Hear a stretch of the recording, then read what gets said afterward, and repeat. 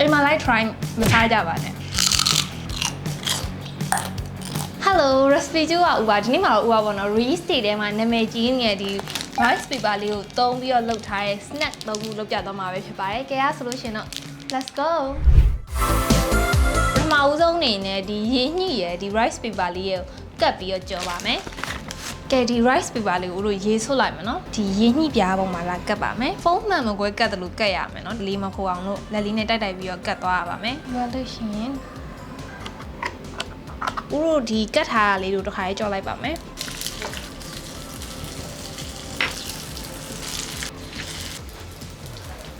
ရေညှိ rice paper ကတ်ကြော်လေးရပါပြီဒါကိုဦးကစားရှူပါမယ်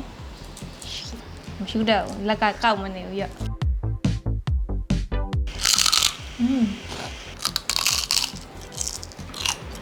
ရင်းညှိရတာလေးကိုမှနည်းနည်းကိုက်လို့ကောင်းတဲ့ crunchy ပုံစံမျိုးပေါ့နေ့လေနေခင်တငယ်ချင်းတွေနဲ့အာလူးဖုတ်ရင် snack လုပ်စားမယ်ဆိုလို့ရှင်ဒါလေး recommend ပေးပါတယ်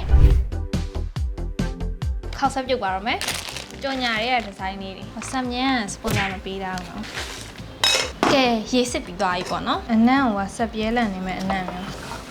ပထမဦးဆုံးဆန်ပြားပေါ့ဆွတ်လိုက်ပါမယ်သူ့မှာပါတဲ့ဒီနှမ်းနဲ့ရင်းနှီးတဲ့ဟာလေးကိုအလှမြင်အောင်ထည့်လိုက်မယ်နော်ခောက်ဆွဲလေးထည့်လိုက်မယ်နော်အဆက်ကြောက်တတ်တယ်ဆိုလို့ရှိရင်တခွားသီးတို့ဘာတို့ပါထည့်လို့ရပါတယ်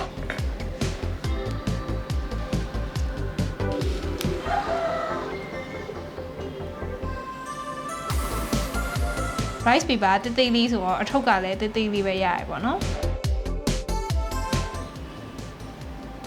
တကိုင်းနေကောင်းငင်ရောမိဒီပါမေ့ချင်ချင်းဖြစ်သွားတယ်ရမ်းဆက်ပါတယ်ဒီ spicy ခောက်ဆွဲကလူတွေအတွက်ထုတ်ထားတာဟုတ်ရလားမသိဘူးသူများ food vlogger တွေစားလို့လိုက်လုပ်စားကြည့်ရပါတော့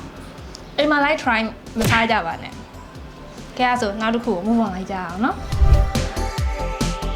ကဲဒါဆိုလို့ရှိရင်တော့တို့နောက်ဆုံး recipe အနေနဲ့ဒီ rice paper လေးတွေကိုသုံးပြီးတော့ဦးတို့rice paper ခေါင်းလေးလုပ်ပြတ်သွားမှာပဲဖြစ်ပါတယ်ပထမဦးဆုံးဦးတို့ rice paper 2ရွက်ယူပါမယ်ဒီ2ရွက်ကိုရေးစိမ်းလိုက်မယ်နော်ကတ်လိုက်ပါမယ်လေးခိုးတာမရှိအောင်တေချာလေးအလဲတက်တက်ရတကြောညှက်မယ်ပြီးရင်2ကြောထပ်ညှက်ပါမယ်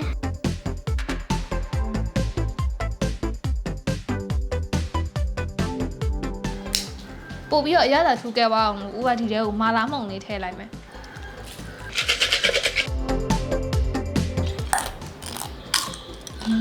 ဒီမို့ရထူကြချက်ကသူကအရသာတော့အများကြီးမပါဘူးဆန်များနဲ့လှုပ်ထားဆိုတော့ဒါပေမဲ့ကိုက်လိုက်လို့ရှိရင်ဂျုတ်ခနဲ့ဖြစ်သွားပါဘောနော်ဒီနေ့လှုပ်တဲ့3ခုထဲမှာတော့ဦးကပထမဦးဆုံးလှုပ်ပြရဲဒီရေညှိရယ်ဆန်များရယ်ကကြော်တာကိုအကြိုက်ဆုံးပဲဦးတို့ရုံးရလူတော်တော်များများလဲအဲ့ဟာကိုကြိုက်ကြရပေါ့နော်အဲဒါဆိုလို့ရှိရင်တော့ဦးရဲ့ recipe 2 season လောက်ပါပဲနောက်ပတ်ဒီမှာဦးကဘာတွေချက်ပြအောင်မလဲဆိုတော့ဆက်ဆောင်ကြည့်ပေးကြပါအောင်နော်အားလုံးပဲတတား